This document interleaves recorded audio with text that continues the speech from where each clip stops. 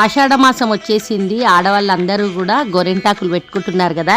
ఈ గోరెంటాకు గ్రైండ్ చేసేటప్పుడు మీరు ఏమేస్తారు? మా ఇంటి దగ్గర అయితే మా అమ్మ ఏం చెప్పిందంటే గోరెంటాకు బాగా పండాలంటే దాంట్లోకి కొంచెం చింతపండు, కొంచెం పెరుగు, ఇంకా వీలైతే కొంచెం కాసు వేసుకోమన్నది. కాసు అంటే తమలపాకులో సున్నము కాసు పెట్టుకొని తింటుండే కదా అప్పుడు పాతకాలంలో. ఆ కాసు ఇప్పుడు మనకి షాపుల్లో దొరుకుతుంది.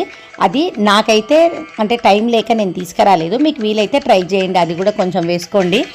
ఇక్కడ చింతపండులో కొంచెం నానబెడతాం చింతపండుని కాబట్టి చింతపండులో నీళ్లు ఉంటాయి, కొంచెం పెరుగులో కూడా నీళ్లు ఉంటాయి కాబట్టి నీళ్లు ఎక్కువగా వేసుకోవద్దు. ఫస్ట్ మామూలుగా గ్రైండ్ చేసి వీలైతే అవసరం అనుకుంటే కొద్దిగానే నీళ్లు వేసుకోండి.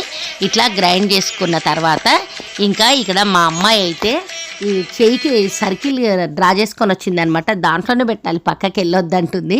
అట్లా నేను మా అమ్మాయి ఇద్దరం కూడా ఈ ఆషాఢ మాసంలో గోరెంటాకు పెట్టుకున్నాము. ఇంతకు ఈ వీడియో చూసే వాళ్ళకు గోరెంటాకు దొరికిందా? మా దగ్గర ఈ చెట్టు గేటు బయట పెట్టినాం కాబట్టి చాలామంది తెంపుకొని వెళ్ళిపోయినరు.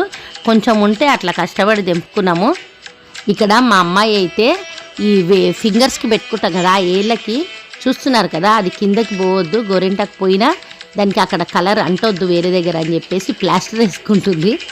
మీరు గోరెంటాకు బాగా పండాలంటే అది గ్రైండ్ చేసేటప్పుడు ఏమేమి వేస్తారో మాకు కామెంట్ చేయండి, చూద్దాము. నేను ఇక్కడ ఈ గోరెంటాకుని ఓన్లీ 3 అవర్సే పెట్టి కడిగేసుకున్నా, అయినా కూడా కలర్ బాగా వచ్చింది.